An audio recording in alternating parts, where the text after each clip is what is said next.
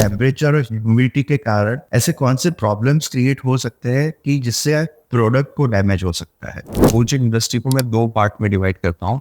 The one is export और second है domestic preservation and storages. Right. So ऐसे कोई बेसिक टेम्परेचर रेंजेस है अवेलेबल मार्केट में कि ज्यादातर उसके ऊपर फोकस किया जाता है? देन एक रेंज है फ्रोजन टेम्परेचर रेंज जो -16 टू -25 डिग्री सेल्सियस तक होती है. और एक एबनॉर्मल टेम्परेचर रेंज है. राइट. वो है cryogenic and dry ice temperature range. और ये जो रेंज है it's up to -85 degree Celsius to -200 degree Celsius. Okay. Right. So ये है ये इस टाइप के डिस्प्ले डेटा लॉगर्स होते हैं. राइट. लोग साइज में भी बहुत छोटा है. या वेरी कॉम्पैक्ट. राइट. ये इतना छोटा डिवाइस कितने एरिया का टेम्परेचर मॉनिटर कर सकता है? बैटरी ऑपरेटेड है और उसके अंदर किस टाइप की बैटरी यूज होती है? क्योंकि जनरली हम भी जब प्रोडक्ट को एक्सपोर्ट करते हैं तो उनका एक टर्म्स होता है कि आप बैटरी वाली प्रोडक्ट को इंपोर्ट या एक्सपोर्ट नहीं कर सकते. Hello everyone, welcome back to our channel. This is Raj from Radical Tech, your process automation strategist. आज हमारे पास है अब्दुल्ला पटेल जो एक एलिटेक करके कंपनी है, उसके कंट्री हेड है और वो इंडिया को रिप्रेजेंट करते हैं. और Elitech mainly cold chain monitoring solutions के प्रोडक्ट्स डेवलप करती है और बहुत सारी प्रोडक्ट्स HVAC के लिए भी है. तो आज हम उनसे जानेंगे कि कोल्ड चेन मॉनिटरिंग के लिए कौन से पैरामीटर्स ध्यान रखने चाहिए और एज अ एलिटेक ब्रांड वो कौन सी प्रोडक्ट लेके मार्केट में आया है अभी. सो चलिए स्टार्ट करते हैं. वेलकम अब्दुल्ला भाई, कैसे हो आप? Hello, fine. I am fine. How are you? I am also good. So मुझे आप बताओ कि आपका पहले तो क्वालिफिकेशन क्या है, बैकग्राउंड क्या है और एलिटेक के साथ आप कैसे जुड़े? अच्छा. So it's a very interesting story behind my background and education and qualification. So पेशे से मैं एक मैकेनिकल इंजीनियर हूँ. ओके. राइट. और आफ्टर मैकेनिकल इंजीनियरिंग बीटेक के बाद मैंने कोइंसिडेंटली ये इंडस्ट्री को चूज कर लिया था. Right. So for 4 to 6 years, just working on the cold chain packaging industry. Okay. Right. और after that, Elitech को मैं represent कर रहा हूँ since 2 years with the cold chain monitoring. Right. Yeah. Okay. So मुझे थोड़ा टेक्निकली बताइए अपने एक्सपीरियंस से कि कोल्ड चेन एग्जैक्टली है क्या? Okay. Okay. So it's a very interesting question first of all. Right. सो मैं व्यूअर्स के लिए थोड़ा सिंप्लीफाई करना चाहता हूँ कि कोल्ड चेन है क्या. राइट. सो बेसिकली ये एक अपवर्ड स्ट्रीम है towards to supply chain. Right. So cold chain एक ऐसी इंडस्ट्री है, एक ऐसा टर्म है. राइट. जो हर एक ऐसी कमोडिटी या गुड्स को इम्पैक्ट करता है. राइट. जो टेम्परेचर सेंसिटिवनेस से कनेक्ट करती हो. ओके. राइट. सो जितनी भी world wide temperature sensitive products like pharmaceutical, healthcare products, right? Food, especially the vegetables, fruits, fresh fruits and like that, right? Or frozen foods, meats, poultries, right? मतलब it's catering the vast product goods and commodities जो temperature sensitiveness से connect करती हो. right? Okay. आपने मुझे बताया जैसे cold chain में टेम्परेचर इतना इम्पोर्टेंट है, बट मार्केट में हमने जितनी भी प्रोडक्ट्स देखी है उसमें एक दूसरा पैरामीटर भी है जो बहुत इम्पोर्टेंट है शायद, वो है ह्यूमिडिटी. तो आप अपने एक्सपीरियंस से समझाओ कि ह्यूमिडिटी कितना इम्पैक्ट कर सकती है for cold chain industry. Okay. So humidity it's like a very sister concern of the temperature. Right. So वो बेसिकली टेम्परेचर के साथ साथ ही ये टर्म ग्रो करता है. जैसे सपोज कि कोई फूड आइटम्स है. राइट. अगर आप उसको फ्रोज करते हो या डिफ्रोज करते हो तो वहाँ पे ह्यूमिडिटी प्लस और माइनस होती है. राइट. तो अगर ज़्यादा ह्यूमिडिटी की वजह से बहुत बार होता है कि फंगस आना. राइट. या फिर ऐसे प्रॉब्लम्स क्रिएट होना फूड में, वो बहुत ही कॉमन होता है. सो जनरली फूड सेफ्टी में ह्यूमिडिटी एक ऐसी चीज़ है जिसको नेगलेक्ट नहीं किया जा सकता. Okay. Respective to temperature. Okay. So आप थोड़े रियल लाइफ एग्जांपल मुझे समझाओ. ये लाइक आपने बताया कि आपने बहुत पहले इंडस्ट्री में भी काम किया है और शायद पैकेजिंग इंडस्ट्री में थे, तो आप मुझे ये समझाओ कि टेम्परेचर और ह्यूमिडिटी के कारण ऐसे कौन से प्रॉब्लम्स क्रिएट हो सकते हैं कि जिससे प्रोडक्ट को डैमेज हो सकता है. ओके. ठीक है, और मतलब उसका सॉल्यूशन मतलब अगर पॉसिबल है तो कैसे पॉसिबल है, तो आप वो थोड़ा डिटेल में समझाइए। सो फर्स्ट ऑफ ऑल हम लोग अगर प्रॉब्लम की बात करें, so it's a very huge problem in India itself and across the world, right? So because India is the largest emerging country introvert को consumer base, right? So main problem ये है India में कि जो food safety है और regulations है, right? So उसमें बहुत ही लेक ऑफ इंफ्रास्ट्रक्चर और नॉलेज और एजुकेशन अवेयरनेस है, वो चीज़ हमें कंसिडर करनी पड़ेगी। Suppose just I want to give you some examples. अभी हाल ही में कुछ ऐसे न्यूज़ आए थे जो स्विगी के कुछ स्टोर्स थे, ब्लिंकिट्स के, राइट? वहाँ पे वहाँ पे रेगुलेशन अफेक्टेड कुछ चीज़ें ऐसी फाइंड आउट हुई थी, जो कुछ फूड्स वगैरह स्पॉइलेज हुआ था वहाँ पे। It's directly because of the temperature maintain नहीं होने की वजह से, या फिर जो फूड सेफ्टी प्रोटोकॉल्स है वो फॉलो नहीं करने की वजह से, राइट? सो एक सर्वे के अकॉर्डिंग इंडिया में जो फूड और मेडिसिन एक्सपोर्ट और डोमेस्टिक ट्रांसपोर्ट सप्लाई होता है, राइट, उसमें around 30% of the commodity spoilage होता है due to the lack of temperature maintenance and humidity maintenance, right? So ये एक सर्वे है according to the Indian governments, जो एक्सपोर्ट काउंसिल्स हैं उनके, राइट? ओके, तो 30% is very huge, very very huge. Okay. So अब मुझे ये बताओ कि कोल्ड चेन सॉल्यूशंस के ऊपर ऐसी कौन सी इंडस्ट्रीज है अभी अवेलेबल कि जिसको ध्यान रखना चाहिए, अदरवाइज ये 30% का लॉस वो हो सकता है। या तो इंडस्ट्री के नाम दे सकते हो आप? अगर बात करें तो ये इंडस्ट्री को जो सपोर्टिंग इंडस्ट्री है, आप आई थिंक सपोर्टिंग इंडस्ट्री की बात कर रहे हो, राइट? सो अभी इंडिया में itself government also very strict on this protocols and guidelines, right? So generally हमारा कोल्ड चेन इंडस्ट्री को मैं दो पार्ट में डिवाइड करता हूँ। द वन इज एक्सपोर्ट और सेकेंड है domestic preservation and storages, right? So जो एक्सपोर्ट होता है उसमें प्रोडक्ट कमोडिटी वाइज काउंसिल्स है गवर्नमेंट के, जैसे अभी मेडिसिन और हेल्थ केयर की बात करें, राइट, तो देयर इज अ फार्मेक्सिस और मेडिकल हेल्थ गवर्नमेंट डिपार्टमेंट्स जो है, राइट, जो इनको गाइडलाइंस देते हैं, राइट? सो ये जितने भी गवर्नमेंट डिपार्टमेंट्स है itself, they are supporting to fundings the infrastructure of the cold chain, right? Towards to fresh fruits and farming products, right? और ये poultry हो गया, dairy हो गया, right? So they are providing the subsidy and on the funds to some private MSME sectors as well, right? और जो दूसरा main part है डोमेस्टिक गुड्स, राइट? तो उसके लिए जनरली उसके लिए भी जो स्टेट गवर्नमेंट है, they are very focus on this part. वो भी बहुत अच्छा गाइडलाइंस और वर्कआउट कर रहा है इसको प्रिवेंट करने के लिए। ओके, सो अगर कोल्ड चेन सॉल्यूशन की अगर बात हो ही रही है, तो आप मुझे टेक्निकली थोड़ा डिस्क्राइब कर सकते हो कि कितने टेम्परेचर पे ज़्यादातर प्रोडक्ट होती है? लाइक अगर मुझे अहमदाबाद से ऐसा समझो कि चेन्नई तक फ्रोजन फूड को ट्रांसपोर्ट करना है, तो उसका टेम्परेचर रेंज क्या होता है?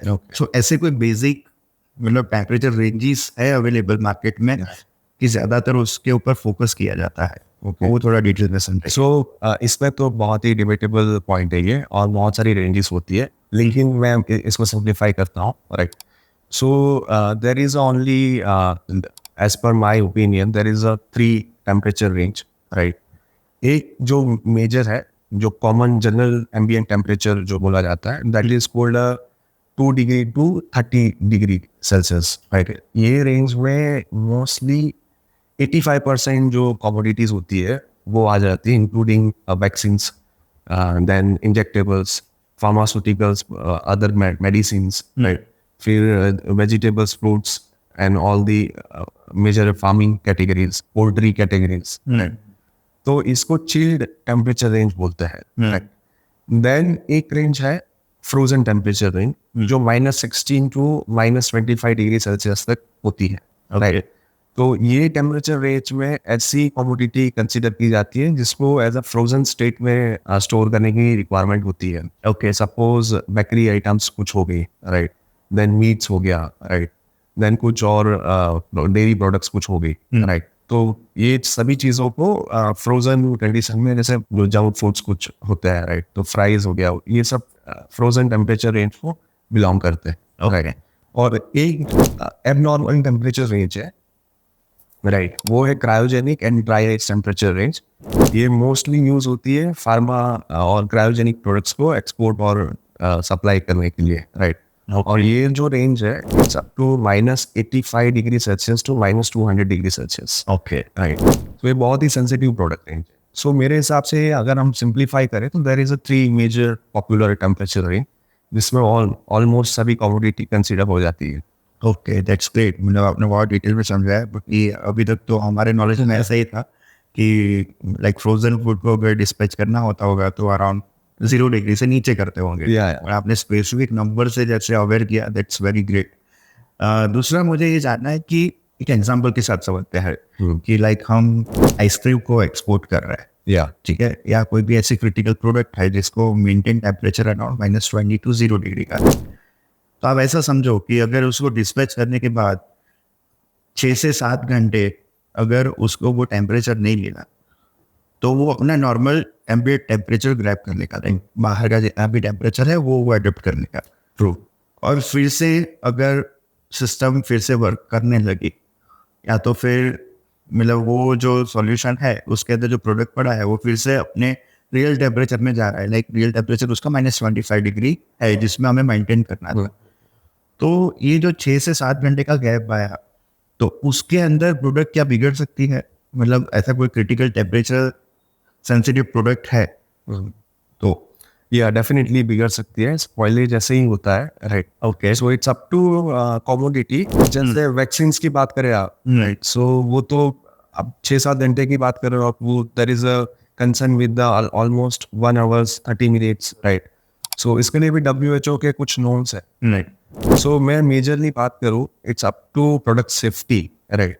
कि जनरल कैटेगरी में मैं बात करता हूँ कि अगर ऐसा होता है during the transit, okay, basically क्या होता है कि जब कोई भी प्रोडक्ट को हम लोग एक टेम्परेचर सेंसिटिव शिपिंग लाइन या फिर लॉजिस्टिक्स में भेजते हैं, राइट, सप्लाई चेन में जाता है, राइट. तो ये प्रोडक्ट को अगर प्रॉपर टेम्परेचर कुछ टाइम के लिए नहीं मिल पाता है, राइट, तो वो जो उसकी एफिकेसी होती है, right, with respecting to product life span, right, सीधा सीधा उसके ऊपर इम्पैक्ट करता है. और अगर ये होता है तो अगर फूड प्रोडक्ट है और मेडिसिन है तो आप समझ सकते हो कि डायरेक्ट ह्यूमन हेल्थ के ऊपर भी इसका इम्पैक्ट आता ही है, राइट. ओके. लेकिन क्वेश्चन ये है कि ये कौन जानता है कि क्या हो रहा है. राइट. ओके. सो एक बहुत ही इंटरेस्टिंग क्वेश्चन है आपके लिए. ये थोड़ा जानना है कि एक कोल्ड चेन की शुरुआत कौन से साल से हुई होगी, लाइक अगर पास्ट से स्टार्ट किया जाए तो आप अपने नॉलेज से शेयर कर सकते हो कि कोल्ड चेन की शुरुआत कब से हुई. और दूसरा इम्पोर्टेंट क्वेश्चन, ये जब शुरुआत हुई तब उसका मॉनिटरिंग कैसे करते थे, और आज क्या क्या इनोवेशन आए हैं और उसको कैसे मॉनिटर किया जाता है, क्योंकि ऐसे प्रॉब्लम से तो बहुत नुकसान हो जाएगा कस्टमर के लिए और वेंडर के लिए भी. तो थोड़ा हिस्ट्री से बताइए कि पहले क्या होता था और अब क्या हो रहा है. ये मैं थोड़ा बहुत ही कॉमन एग्जांपल के साथ एक्सप्लेन करता हूँ कि जब हमको फीवर आता था, ये कन्वेंशनल टाइम की मैं बात कर रहा हूँ, जब ये आज से आई थिंक 100 साल पहले या फिर 150 साल पहले की बात है. तो जब हम लोग डॉक्टर के पास या फिर जब जो भी वेद वगैरह रहते थे, राइट, उनके पास जाते थे तो they have been check with like आपको हैंड से टच करके वो देखते थे कि कितना टेम्परेचर है. सो ये बोल सकते हैं कि जो भी चीज़ें चल रही थी टेक्नोलॉजी एक एजम्पशन के ऊपर चल रही थी, राइट, कि एज्यूम करके होता था कि क्या हो रहा है. There is a no technology towards to get the exact data क्या हो रहा है क्या नहीं, राइट. सो अगर कोल्ड चेन की एस्टेब्लिशमेंट अगर मैं आपको I am not sure about it, but हम लोग अर्ली 18 को पकड़ सकते हैं कि वहाँ से लोगों को पता चला कि we need to storage something this type of products up to some temperature sensitiveness, right. लेकिन उससे भी थोड़ा एक एडवांस लेवल पे बात करें कि इंडिया में जैसे एंशिएंट हिस्ट्री थी, राइट? तो there is some find out के वहाँ पे वो कुछ मिट्टी के बर्तन थे, राइट? जो specially they have been designed for the to protect the milk हो गया, right? तो ये सब चीजें ऑलरेडी पहले यूज की जाती थी, राइट? विद द मिट्टी के जो भी चीजें होती थी उसके थ्रू, राइट? सो मुझे लगता है उनको ये कोल्ड चेन के बारे में नॉलेज नहीं था, लेकिन उनको एक कॉमन सेंस था कि ये अगर ये सब भी प्रोडक्ट्स को हमें उसके लाइफ स्पैन तक स्टोर करना है, तो we need to use some like type of solution, right? So ये चीज है। Okay, that's great. सो अगर सॉल्यूशंस की बात करें तो आप मुझे समझाओ कि आपने जैसे बेसिक 3 टेम्परेचर रेंजेस बताई, तो उसके लिए सॉल्यूशंस क्या अवेलेबल है अभी मार्केट में? लाइक कोई भी चीज़ हम ट्रांसपोर्ट कर रहे हैं तो मुझे उसको मॉनिटर करना है, तो वो कैसे हो सकता है? ओके, सो ये बहुत इंटरेस्टिंग क्वेश्चन है। इसको मैं डिवाइड करता हूँ फ्रॉम, जैसे कोई भी कमोडिटी होती है, कोई भी प्रोडक्ट होती है, right? या तो वो प्रोड्यूस होती है फार्म्स में, राइट? एग्रीकल्चरल सेक्टर पे वो प्रोड्यूस होती है, राइट? वहाँ ओरिजिन उसका एग्रीकल्चरल फार्म्स होता है, या फिर इधर फैक्ट्री या फिर प्रोड्यूस इंडस्ट्री होती है, राइट? अगर फार्मास्यूटिकल्स की बात करें तो, राइट? सो वो प्रोड्यूस से लेके प्लेट तक, या फिर हमारे मेडिकल स्टोर से लेके हमारे घर तक जो मेडिसिन पहुंचाने का जो भी पूरा साइकिल है, right? That is called a whole cold chain supply, right? और उसमें मेजरली 2 पार्ट है। एक होता है फर्स्ट माइल, राइट? और एक होता है लास्ट माइल, ओके, राइट? तो जो फर्स्ट माइल है उसमें प्रोड्यूस से लेके इंटरमीडिएट स्टोरेज तक चीजें आती है, राइट? और लास्ट माइल ये चीज है कंज्यूमर तक जो चीजें प्रोडक्ट पहुंचाने की बात होती है, राइट? वो होता है लास्ट माइल, ओके। सो ये दोनों कैटेगरी जो है, राइट, उसमें बहुत सारी चीजें हैं, राइट, जो हम कंसीडर कर सकते हैं। ओके, ठीक है। तो इसके लिए एज अ कंज्यूमर, या तो लाइक आपने बोला लास्ट माइल तक अगर है प्रोडक्ट तो कंज्यूमर देखेगा, बट इन बिटवीन स्टेज में अगर कोई वेंडर प्रोडक्ट को ट्रांसमिट कर रहा है, मतलब भेज रहा है किसी को, तो अगर उसको देखना है कि उसका लॉजिस्टिक प्रॉपर तरीके से हो रहा है कि नहीं, उसका प्रॉपर टेम्परेचर मेंटेन हो रहा है कि नहीं, तो उसके लिए आज किस टाइप के प्रोडक्ट्स मार्केट में अवेलेबल है जिससे वो मतलब टेस्ट कर पाए कि नहीं मेरा प्रोडक्ट तो मैंने सही तरीके से ही भेजा था, अभी जो प्रॉब्लम आया है वो शायद यूजर एंड से है या फिर कंज्यूमर साइड से आया है कि उसने प्रॉपर स्टोरेज नहीं किया। तो ये सारे बहुत कॉन्फ्लिक्ट्स रहते हैं। तो इसके लिए कौन से प्रोडक्ट्स मार्केट में अवेलेबल है आज? सो इसको मैं 2 पार्ट में डिवाइड करूंगा प्रोडक्ट कैटेगरीज को। एक इसको बोलते हैं cold chain supporting products, right? So एक बेसिकली होती है पैकेजिंग, ओके, राइट? और दूसरी चीज है monitoring instruments, okay, right? So packaging होता है to protect the product against cold chain, right, spark, right? वो प्रोटेक्शन का काम करता है पैकेजिंग, राइट? और जो मॉनिटरिंग है वो पैकेजिंग के साथ जो प्रोडक्ट हमारी जा रही है, right, उसका विजिबिलिटी हमें प्रोवाइड करता है कि वो करेक्ट टेम्परेचर में जा रही है कि नहीं जा रही है, उसका ह्यूमिडिटी स्टेट ठीक है कि नहीं है, वो कहाँ पे है, location, tracing, track and trace चीजें सामने आती है, राइट? तो ये सब चीजें हैं, राइट? ये 2 टाइप की products generally supporting products picture में आती है जब हम लोग कोल्ड चेन इंडस्ट्री में जाते हैं। और टुवर्ड्स टेक्नोलॉजी एंड इनोवेशन की बात करें, राइट, तो ये दोनों सेगमेंट में आप बोल सकते हैं कि ये एक कॉइन के दोनों पहलू है, पैकेजिंग और मॉनिटरिंग, राइट? क्योंकि पैकेजिंग होता है वो मेंटेनिंग द टेम्परेचर का काम, मेंटेनेंस ऑफ द टेम्परेचर का काम करता है, राइट? और जो मॉनिटरिंग इंस्ट्रूमेंट्स होते हैं वो उसको विजिबिलिटी देते हैं towards to get the data and all, right? Okay. So अभी जो भी रिसेंट इनोवेशंस है ये इंडस्ट्री के, राइट?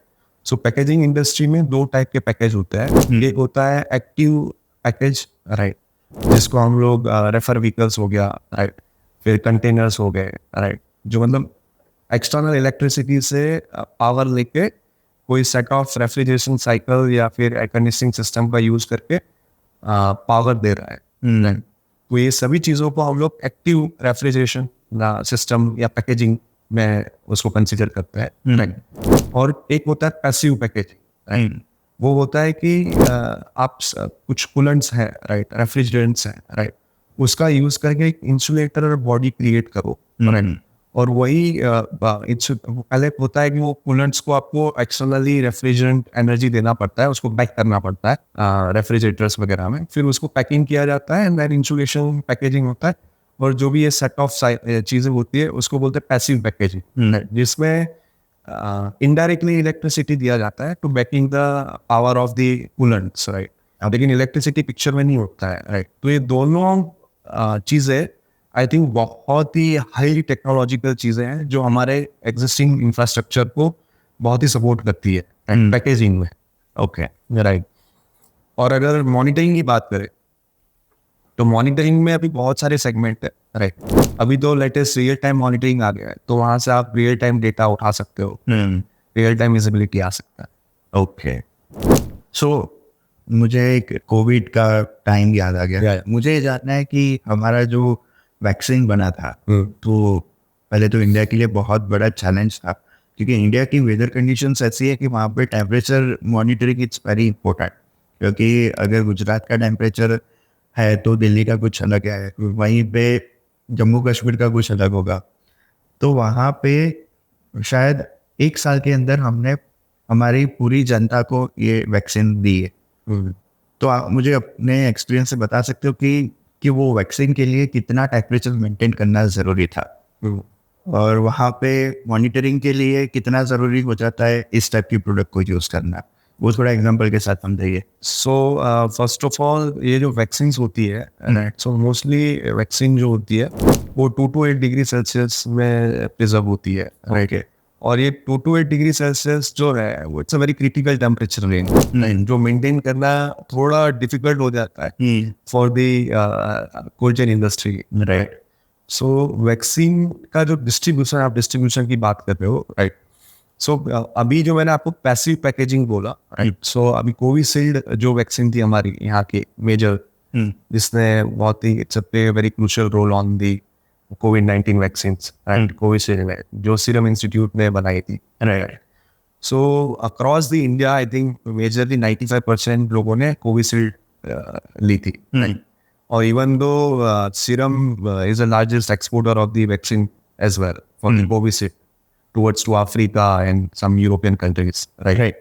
So basically इन लोगों ने एक अपना खुद का एक पैकेजिंग रेगुलेशन बनाया हुआ था to control the temperature, right. और ये सभी चीजें होती है to compile with the WHO guidelines, right. क्योंकि वैक्सीन की बात आती है तो सीधा WHO का नाम आ जाता है, राइट। और विदाउट WHO गाइडलाइंस और इंस्ट्रक्शन हम लोग वैक्सीन को यहाँ से यहाँ मूव भी नहीं कर सकते, राइट। सो जो उनके रेगुलेशन है WHO के, उन्होंने बहुत ही इजी वे में अपनी वेबसाइट्स के ऊपर रेगुलेट करके रखे हुए हैं। तो बेसिकली जो वैक्सीन मैन्युफैक्चरर्स होते हैं सीरम जैसे, राइट, उनको ऊपर से WHO सजेस्ट भी करता है कि आपको कौन सा पैकेजिंग यूज करना है, राइट। और उसके वेंडर्स कहाँ कहाँ अवेलेबल है, राइट। इंडिया में अगर आप वैक्सीन मैन्युफैक्चर करो तो इंडिया में कहाँ कहाँ पे है, वहाँ कौन सी सेट ऑफ टेक्निकल स्पेसिफिकेशन आपको चाहिए वो पैकेजिंग का, इवन इंस्ट्रूमेंट आप जो यूज करने वाले हो फॉर दी टेम्परेचर मॉनिटरिंग, वो इंस्ट्रूमेंट आपको कौन से स्पेसिफिकेशन का यूज करना है और आपको इंडिया में या फिर अक्रॉस द वर्ल्ड आपको कहाँ कहाँ से मिलेगा, राइट। तो WHO अपनी वेबसाइट के ऊपर ये सेट ऑफ इंफॉर्मेशन ऑलरेडी डालता है, राइट। तो ये जो भी डिस्ट्रीब्यूशन है, right, it's very interesting to get already adopted the passive packaging and towards to the IoT data loggers हैं, सो यहाँ पे डेटा लॉगर का भी बहुत ज्यादा रोल था, राइट। थोड़ा आप ऐसा समझा सकते हो कि इस टाइप के ट्रांसपोर्टेशन में, लाइक कोविड-19 के टाइम में वैक्सीन के ट्रांसपोर्टेशन में किस टाइप की प्रोडक्ट यूज हुई होगी, वो आप थोड़ा एक्सप्लेन कर सकते हो? वैक्सीन के ट्रांसपोर्ट में generally supporting product, right, vaccine के साथ जो भी मॉनिटरिंग एंड कंट्रोलिंग, ये राइट दिस। सो उसके लिए single use data loggers generally for the export use होते हैं, राइट, जो ऑलरेडी WHO PQS के लिस्ट में होते हैं, राइट। और दूसरा होता है पैकेजिंग, जिसको बोलते हैं कुरियर शिपर्स और cold chain pallet shippers, right. So ये प्रोडक्ट्स है, सेट ऑफ प्रोडक्ट्स जो कोविशील्ड में यूज हुआ था, राइट, वो पैकेजिंग साइट पे हुआ था, एक कुरियर शिपर आता है, ओके, वो यूज हुआ था for the 2 to 8 degree validation and all, right. Okay. और टेम्परेचर डेटा लॉगर्स की बात करें तो वो WHO PQS listed data loggers, okay. Yes, okay, वो फिजिकली आप सैंपल दिखा सकते हो कि लोगों में कैसा लगता है? या लेट मी एक्सप्लेन। सो ये ये इस टाइप के डिस्प्ले डेटा लॉगर्स होते हैं, राइट। लोग साइज में भी बहुत छोटा है। या वेरी कॉम्पैक्ट, राइट। और इसको बेसिकली क्या होता है कि it's a very handy and user friendly devices होते हैं, राइट। और ये Logitech का Log81 WHO approved data logger है, right. So generally it's a target to the vaccine manufacturer specially because it's a very highly compliance data logger होता है, right. और basically हम लोगों ने Logitech ने ये चीज बनाई है to get the some solving the problems, right. अभी मार्केट में एक सबसे इंडस्ट्री में सबसे बड़ा प्रॉब्लम होता है at the time of data monitoring, नहीं कि बहुत बार क्या होता है कि it's up to data security, कि ड्यूरिंग द ट्रांजिट आप डेटा मिस कर जाते हो। जैसे ओरिजिन से लेके डेस्टिनेशन तक अगर कुछ गुड्स गया है आपका, उसके साथ कुछ भी डेटा लॉगर यूज हुआ है, राइट, ये कन्वेंशनल डेटा लॉगर बोलते हैं इसको। तो ये क्या करता है, इसका मेजर फंक्शन ये है कि ड्यूरिंग द ट्रांजिट ये टेम्परेचर को मॉनिटर करता है, right, with respect to time, right. और उसका एक रिपोर्ट, PDF रिपोर्ट या फिर Excel report .csv report generate होता है at the time of when you want to retrieve the data along with the when your shipments arrive in other countries, right. So वो लोग shipment arrive होने के बाद इसमें से डेटा निकालते हैं। तो बहुत बार ये प्रॉब्लम होता है कि डेटा लॉगर लिया, उन्होंने रिपोर्ट निकाला, there is a black, okay, right, because of the data issues and some technical issues of the data logger, okay, because it's a electronic device, right. आप कोई भी ब्रांड का ले लो, ये एक टेक्नोलॉजिकल गैप है, राइट। बिकॉज ऑफ द ये real time data loggers नहीं है, तो यहाँ पे डेटा सिक्योरिटी का एक बहुत ही ह्यूज प्रॉब्लम होता है, राइट। सो उसके लिए हमने एक शैडो बैकअप फीचर्स करके बनाया हुआ है, ओके, तो एक सपोर्टिंग सेंसर होता है, सपोर्टिंग शैडो रिकॉर्डिंग सिस्टम होता है। इन केस अगर आप डेटा ब्लैक फाउंड करते हो या फिर डेटा हेल्थी कंडीशन में नहीं मिलता है आपको टेम्परेचर और ह्यूमिडिटी का इन द रिपोर्ट, तो वहाँ पे आप शैडो बैकअप का यूज करके हमारे सॉफ्टवेयर से आप सपोर्टिंग डेटा निकाल सकते हो, राइट। मतलब बैकअप डेटा रहेगा, राइट, जो आप आपके एंड से ही एज अ कंज्यूमर निकाल सकते हो, right. So this type of product is playing very crucial role right now on the cold chain industry. Okay. दूसरा मुझे टेक्निकल क्वेश्चन ये है कि ये इतना छोटा डिवाइस कितने एरिया का टेम्परेचर मॉनिटर कर सकता है? क्योंकि ज़्यादातर क्या होता है कि आप ऐसा समझो कि 400 स्क्वायर फीट का एरिया है, तो एक जगह पे टेम्परेचर मेंटेन होगा, दूसरी जगह पे नहीं है, तो उसके लिए क्या हो सकता है? और इसका मेजरमेंट एरिया कितना रहता है, वो थोड़ा डिटेल में समझाइए। ओके, सो 2 क्वेश्चन है आपके। एक जो आप बात कर रहे हो, it's up to temperature mapping and calibration segment, right, जहाँ पे वेयरहाउसेस और प्लांट्स होते हैं प्रोड्यूस के फार्मा और इधर फूड इंडस्ट्री में, राइट। तो वहाँ पे ये चीज़ मैं थोड़ा फोकस करना चाहूँगा ये चीज़ के ऊपर कि यहाँ पे टेम्परेचर मैपिंग और कैलिब्रेशन बहुत ही ज़रूरी है कि डिजायरेबल टेम्परेचर मेंटेन हो रहा है कि नहीं हो रहा है, राइट, उसके लिए। तो इसके लिए बेसिकली क्या होता है कि generally multi use data logger use होता है। ये जो है सिंगल यूज डेटा लॉगर है, right. Okay. So multi use data logger का जो टेम्परेचर मेजरमेंट कैपेसिटी होता है, बेसिकली ये जो प्रिंसिपल है टेम्परेचर मेजरमेंट का, वो एम्बिएंट एयर से ये एनटीसी सेंसर जो होता है इंटरनली, वो सेंस करता है टेम्परेचर, ओके, राइट। और उसका जो कैपेसिटी होता है सराउंडिंग 3 मीटर के सराउंडिंग में ये डेटा कैप्चर ये सेंस कर सकता है, ओके, राइट। सो ये 3 मीटर के लिए ही हम लोग जनरली प्रेफर करते हैं, okay. Otherwise each and every 3 meters में भी डेटा लॉगर को माउंट करना it's very difficult, right. So उसके लिए भी हम लोग FDA 21 CFR पार्ट जो होता है, राइट, FDA के भी कुछ नॉर्म्स है और कुछ लोकल ISTA वगैरह का भी कुछ प्रोविजंस है, जहाँ पे आपको SOP मिलता है for the mapping and calibration. Okay, तो उसके लिए अभी इंडस्ट्री क्या कर रही है? मतलब लाइक आपने बोला 3 मीटर तक ही ये सेंस कर पाएगा, तो अगर कोई इतना बड़ा वेयर हाउस है, तो जनरली कितने डिस्टेंस पे ऐसे डेटा लॉगर्स रखते हैं? हाँ, या जैसे मैंने बताया कि it's up to warehouse की साइज क्या है, राइट। तो इजीली अभी मार्केट में बहुत सारे कैलिब्रेशन कंसल्टेंट और कैलिब्रेशन एजेंसीज अवेलेबल है जो मैपिंग करती है, और ये सीजनल मैपिंग होता है, राइट। जनरली इंडिया में क्वार्टरली किया जाता है या फिर ईयरली 2 टाइम किया जाता है, क्योंकि ये चीज़ समझनी पड़ेगी कि क्यों मेंटेन करना ज़रूरी है। ये बेसिकली क्या होता है कि ये कंप्लाइंस और रेगुलेशन की रिक्वायरमेंट है कि आपका जो मैन्युफैक्चरिंग हो रहा है, वेयर हाउस हो रहा है, उसका डिजायरेबल टेम्परेचर मेंटेन हो रहा है कि नहीं हो रहा है, राइट। अगर वो डेटा आपके पास नहीं है, so you are not capable enough to get any produce, right. तो ये चीज़ रूट है, बहुत समझना जरूरी है कि अगर आप कुछ भी मैन्युफैक्चरिंग करने का प्लान कर रहे हो, you have to plan data monitoring and also like this type of technology compulsory, कोई ऑप्शन नहीं है आपके पास। ओके, दूसरा एक इंटरेस्टिंग मेरे ध्यान में अभी ये आ रहा है कि आपने जो ये डेटा लॉगर दिखाया मुझे, तो मुझे ये जानना है कि ये मतलब बैटरी ऑपरेटेड है और उसके अंदर किस टाइप की बैटरी यूज होती है, क्योंकि जनरली हम भी जब प्रोडक्ट को एक्सपोर्ट करते हैं तो उनका एक टर्म्स होता है कि आप मतलब बैटरी वाली प्रोडक्ट को इंपोर्ट या एक्सपोर्ट नहीं कर सकते। या तो ये प्रोडक्ट अगर हम किसी लॉजिस्टिक डिपार्टमेंट को देंगे और हमारा कोई प्रोडक्ट एक्सपोर्ट या हो रहा है या इंपोर्ट हो रहा है, तब ये प्रोडक्ट हम इसके अंदर डाल सकते हैं कि नहीं डाल सकते, वो थोड़ा समझाइए। Very interesting question again. So battery जो होती है, it's a content with the lithium ion, right, और जो पावर बटन सेल बोलते हैं इसको, right. So it has some content of the lithium, right. ये लिथियम बेस्ड बैटरी होती है, राइट। और इसका भी एक रेगुलेशन है, राइट, ओके। जो UN 38.3 और ISTA के स्टैंडर्ड्स में डेंजरस गुड्स में आता है when you are planning to export this data logger along with your commodity, right. So basically ये इसके लिए एक ट्रेंड है मार्केट में, राइट। ये जो डेटा लॉगर है, आप यू हैव टू इंश्योर कि ये डेटा लॉगर आप जिस एयरलाइन में या जिस शिपिंग लाइन में आप भेज रहे हो वहाँ पे प्री अप्रूव्ड है कि नहीं है, ओके, राइट।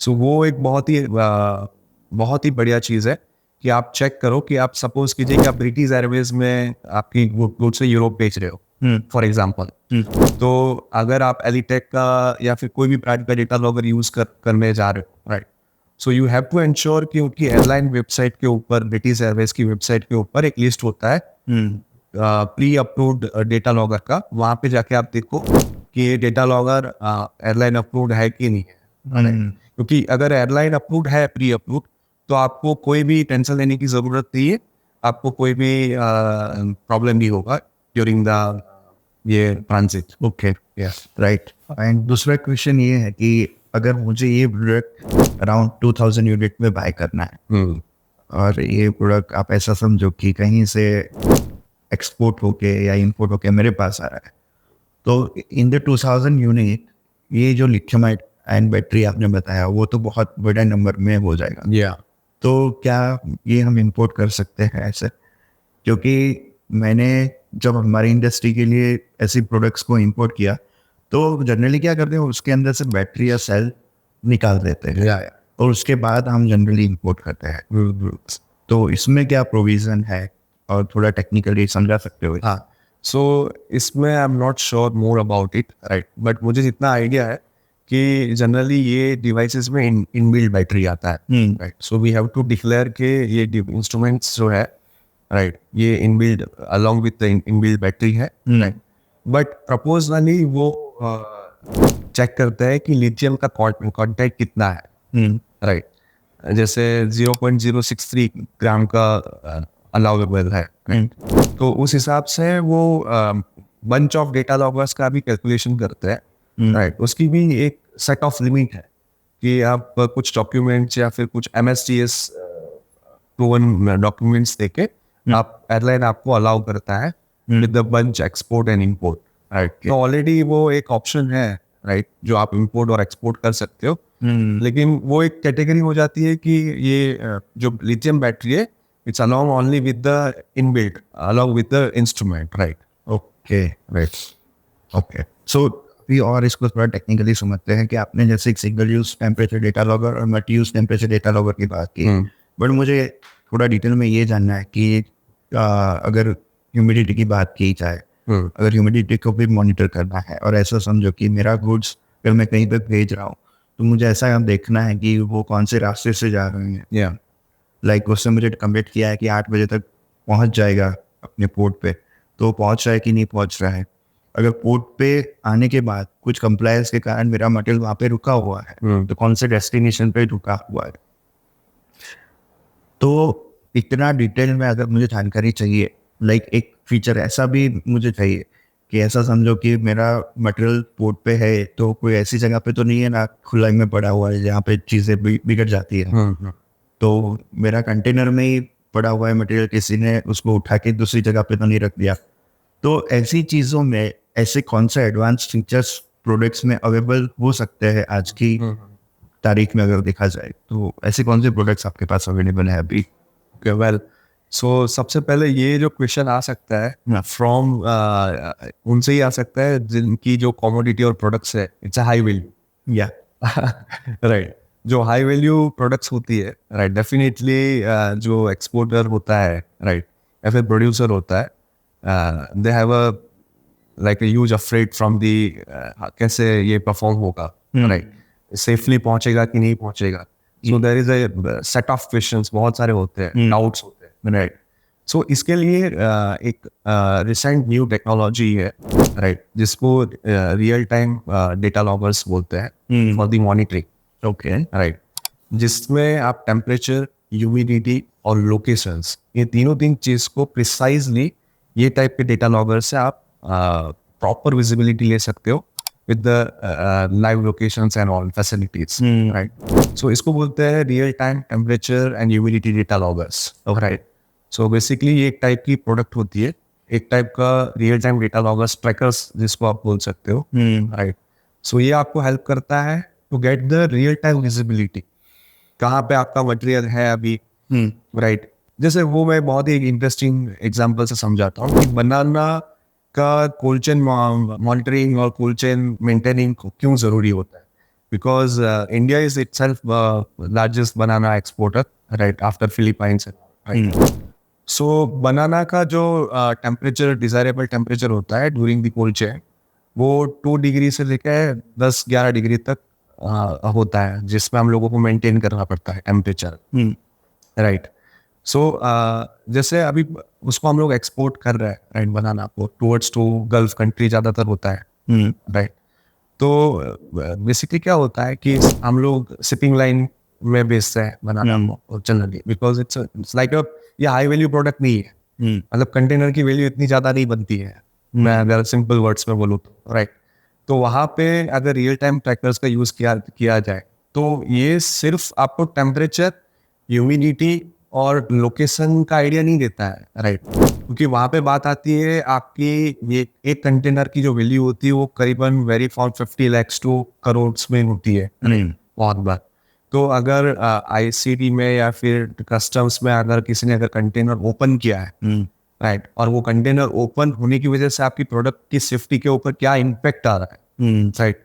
फिर ड्यूरिंग द ट्रांजिट उसमें कुछ एबनॉर्मलिटीज हुई है शिपिंग में, सॉक के थ्रू मेजर किया जाता है, वाइब्रेशन के थ्रू, राइट। तो उसका भी डेटा आपको मिल सकता है this from this type of instrument and technology, right. तो ये वाइब्रेशन सॉक्स के लिए एक वाइब्रेशन सेंसर्स होता है, राइट, सॉक सेंसर्स जिसको बोलते हैं, और दूसरा होता है illumination for the light sensing, right. अगर किसी ने कंटेनर ओपन किया है, राइट, तो वहाँ पे जो लाइटनिंग इफेक्ट्स होगा वो डेटा लॉगर के ऊपर पड़ेगा, और जो इल्यूमिनेशन सेंसर्स हो गए वो इसको डिटेक्ट करके आपको रिपोर्ट्स में मेंशन करेंगे या फिर लाइव आपको डेटा भेजेंगे कि किसी ने कंटेनर ओपन किया है, राइट। तो ये इतना प्रिसाइजली टेक्नोलॉजी ग्रो कर रही है और आपको ये डेटा मिल सकता है। इसके लिए कौन सी प्रोडक्ट है आप दिखा सकते हो? या सो ये मैं जो बात कर रहा हूँ इट्स रियल टाइम ट्रैकर्स इसको बोलते हैं, राइट। सो जनरली ये मैंने जो बोला इस टाइप के फंक्शनलिटी के साथ आप, और ये सिंगल यूज डेटा लॉगर है, okay. Generally single use data logger तभी यूज होते हैं जब आप वो उसको रिट्रीव नहीं कर सकते हो, राइट, मतलब दूसरी बार यूज नहीं कर सकते हो, राइट। तो for the cost saving purpose ये single use data logger design होते हैं और मिलते हैं, राइट। सो ये टाइप का डेटा लॉगर जो मैंने अभी बताया वो सभी फीचर्स को कंटेन करता है और कैटर करता है। मतलब आप इसमें लाइट मेजर कर सकते हो, शॉक जो temperature, humidity and location also. So ये सारी चीजें छोटे से डिवाइस में exactly, right, that's great. Okay, so मुझे एक और चीज़ ये जाननी है कि अगर कंप्लायंस वाइज देखा जाए तो गवर्नमेंट के या इंटरनेशनल स्टैंडर्ड के हिसाब से कौन से कंप्लायंस है कि जो हमें फॉलो करने होते हैं, वो थोड़ा डिटेल में समझा सकते हो? और उसके लिए गवर्नर बॉडी कौन सी है जो ये कंप्लायंस डिज़ाइन करती है? So specially for the India, right, अगर ये कंप्लाइंस की बात करें, राइट, सो इंडिया में locally for the food, right, अगर फ्रेश फ्रूट्स और वेजिटेबल्स है तो वहाँ पे अपेडा करके है एक, राइट, जो गवर्नमेंट पोर्टल है, right. So there is almost all the standards and regulation mentioned over there in website, right. फिर फ्रोजन और सी फूड और ये सब की बात करें, राइट, तो एक एम्पेडा करके MPED है, राइट, वो भी it's a government website, right. So वहाँ पे आपको एक्सपोर्ट काउंसिल से लेके जो भी रेगुलेशंस कंप्लाइंस है वो सभी चीज़ें प्रॉपरली गाइड किया जाता है। Okay, right. फूड में और एक चीज़ होती है, एक FDA करके, USMTA, right. So generally it's a very useful regulation, compulsory होता है compliance towards to exporting goods from India to European and USA, right. So आपने हाल ही में कुछ सुना होगा कि इंडियन फार्मास्यूटिकल्स को USFDA की ऑडिट के दौरान फेल किया था, राइट। ये बहुत ही ट्रेंडिंग न्यूज़ था कुछ टाइम, जैसे सिप्ला हो गया, सन फार्मा हो गया, राइट, उनके कुछ प्लांट्स को कुछ टाइम तक बेसिकली बोले तो बैन किया था और जो एक्सपोर्ट्स, राइट। ओके, सो कोई भी जनरली इसको मैं डिटेल में समझाता हूँ, कोई भी इंडस्ट्री होती है, राइट, सो वहाँ पे कंप्लायंस बहुत ही क्रूशियल रोल प्ले करता ही है डेफिनेटली, राइट। लेकिन ये बात होती है कि आप अपनी कमोडिटी या प्रोड्यूस गुड्स को कितना सेफली आप उसको हैंडल करना चाहते हो, because it's up to direct health of the humans as well, right. तो ये भी एक चीज़ है, राइट। अगर आपको लॉन्ग टर्म सस्टेनेबल बिजनेस करना है, राइट, तो आज से लेके नेक्स्ट 5 साल तक भी जो भी ट्रेंड्स रहेंगे ये इंडस्ट्री के रिलेटेड वो आपको अडॉप्ट करने पड़ेंगे along with your cold chain supply, right. तो ये चीज़ें हैं, राइट। और WHO रेगुलेशंस होते हैं फार्मा में जनरली, अगर स्पेसिफिकली कंप्लाइंस की बात करें तो, राइट। सो WHO में कुछ कैटेगरीज है, WHO में PQS कैटलॉग लिस्ट होता है, राइट। वहाँ पे प्रोडक्ट वाइज वहाँ पे कैटेगराइज किया जाता है कि कौन सी प्रोडक्ट जो है वो किस टेम्परेचर रेंज में या फिर कौन सी गाइडलाइन के अंदर एक्सपोर्ट होगी या सप्लाई होगी, राइट। तो वो सभी चीज़ें, और एक एयरलाइंस और फ्रेट फॉरवर्डिंग इंडस्ट्री में भी बहुत सारे कंप्लाइंस होते हैं, राइट। जनरली ISTA करके है, राइट, वो थर्मल मैपिंग हो गया, राइट। ये सब चीज़ों के ऊपर उनके कुछ स्टैंडर्ड्स हैं, राइट, तो जो फॉलो किए जाते हैं एज अ कंप्लाइंस। ओके, सो अगर अभी थोड़ी डेटा की बात करें तो मुझे ये जानना है कि अगर कोल्ड चेन सॉल्यूशन मॉनिटरिंग जो भी है उसके लिए अगर हम ये temperature data loggers, humidity data loggers लगाते हैं तो मतलब मुझे जानना है कि हमारे जो ट्रेडिशनल बिजनेसेस है वो कितना इसको अडॉप्ट कर रहे हैं इस टेक्नोलॉजी को, वो भी एक जानना ज़रूरी हो जाता है। नो डाउट आप कंप्लायंस वाइज अपना सिस्टम डेवलप कर लेते हो या फिर उसका मतलब चैम्बर डिज़ाइन करते हो, वेयर हाउस अपना उस हिसाब से डिज़ाइन करते हो, बट क्या सच में मुझे ये भी जानना है कि इस डेटा का रियल यूज़ हो रहा है कि नहीं हो रहा है? ओके, सो पहले ये टेक्नोलॉजी एडेप्टेशन की बात की जाए तो मैं बहुत ही कस्टमर्स को विजिट करता हूँ, राइट, फील्ड वर्क में बिलीव करता हूँ, राइट। तो मुझे ताज्जुब की बात ये है, मुझे बहुत ही सरप्राइज फील होता है कि अभी भी स्टिल मेरे अकॉर्डिंग, ये कोई फैक्चुअल डेटा नहीं है, राइट, मेरे अकॉर्डिंग अराउंड 30% लोग ऐसे रहेंगे इंडिया में, राइट, मैन्युफैक्चरिंग या फिर produce industry, they are right now they are not using this type of technology, right. So जैसे मैं आपको एक एग्जांपल देता हूँ. I went visited some of sea food exporter in Veraval. Okay. Right. 6 months ago. Right. मैं जब visit कर रहा था तो I met some owners of the export units and all. Right. So मैं उनको जब डेटा लॉगर के बारे में मैंने उनको बताया. सो उनको पता है कि डेटा लॉगर क्या है. राइट. लेकिन उनका एक सेट ऑफ माइंड है. जैसे वो बोलते हैं कि हम लोग चाइना एक्सपोर्ट कर रहे हैं, सो हम लोगों को यूज करने की ज़रूरत नहीं है, क्योंकि वो वहाँ से डिमांड नहीं आ रहा है उनका. राइट. अभी मैं दूसरे वर्ड में बोलूँ आपको कि कुछ ऐसी कंट्रीज है जैसे अफ्रीकन कंट्रीज है. राइट. तो वो वहाँ से उनका एंड यूजर का रिक्वायरमेंट नहीं आ रहा है कि आप डेटा लॉगर डालो, तो यहाँ से हम लोग यूज नहीं कर रहे. सो मुझे लगता है कि ये बहुत ही गैप है यहाँ पे. राइट. क्योंकि अगर डेटा लॉगर की कॉस्ट आप देखो तो वो बहुत ही नॉमिनल कॉस्ट मानी जाती है against to your goods value. Right. ये चीज़ के ऊपर बहुत ही गौर करने जैसी चीज़ है कि हम लोग क्यों इतना ये केयरलेसली ये चीज़ों को ले रहे हैं. राइट. राइट. क्योंकि यही चीज़ अगर सपोज किसी की आपकी प्रैक्टिस है, when you are exporter suppose. Right. और आपके ईयरली 200 कंटेनर जा रहे हैं, 300 कंटेनर जा रहे हैं, 2 साल तक आपको कुछ भी प्रॉब्लम नहीं हुआ अगर आप डेटा लॉगर यूज नहीं कर रहे. राइट. तीसरे साल पे अगर पहला ही कंटेनर पे अगर कुछ स्पॉइलेज हुआ, वेस्टेज हुआ, तो जो बायर होगा वो नेवर एक्सेप्ट इट. राइट. तो जो नुकसान होगा वो आपको करना पड़ेगा. आपके पास तब क्या प्रूफ ऑफ पॉइंट्स हो गए. राइट. कि आप बायर्स को एक्सप्लेन कर सको कि भाई हम लोगों ने तो यहाँ से प्रॉपर भेजा था, लेकिन ये शिपिंग लाइन की गलती की वजह से ये स्पॉइल हो गया. राइट. या फिर वेदर कंडीशन की वजह से ये प्रॉब्लम हो गया. राइट. तो ये सब चीजें हैं. राइट. जो अभी भी इतना नहीं की जा रही है, जिसके ऊपर काम करना चाहिए. सो it's a question of awareness and education. ये सेल्फ इंस्टिंक्ट है कि वो हमें डेवलप करना पड़ेगा.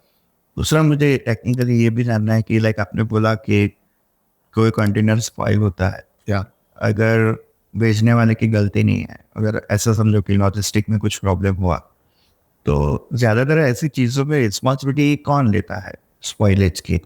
वो मुझे जानना है. क्योंकि वो तो हम शायद कम कर सकते हैं, बट अवॉइड तो नहीं कर सकते. कभी भी कुछ भी गैप के कारण हो सकता है. तो उसके लिए मतलब क्या हो रहा है अभी मार्केट में, वो जानना है थोड़ा. देखिए, इसमें नेगोशिएशन ही होता है. मीनवाइल एक्सेप्टेंस ही आता है. राइट. जो बायर्स होता है उसको कुछ ना कुछ करके एक्सेप्ट करना पड़ता है. राइट. क्योंकि उनको भी पता है कि ये चीज़ एक्सपोर्ट होके आई हुई है. राइट. तो वो वापस भेजना नहीं भेजना वो तो एक अलग डिबेटेबल क्वेश्चन हो जाते हैं. राइट. ओके. अल्टीमेटली ये अगर एक्सेप्टेंस हुआ चीज़ का, राइट, वो डायरेक्टली इफेक्ट करता है पब्लिक हेल्थ के ऊपर. राइट. सो ये सब चीज़ें हैं. अभी जैसे मैं आपको एक एग्जांपल देता हूँ. राइट. कि जैसे ग्रेप्स एक्सपोर्ट होता है नासिक से. Right. So I think India is the leading country of the grape export. Around 15 से 20 हज़ार कंटेनर हम लोग यहाँ से सालाना बेचते हैं. May be more than 15 to 20,000 containers. Right. ये जस्ट एक रफ आइडिया है. राइट.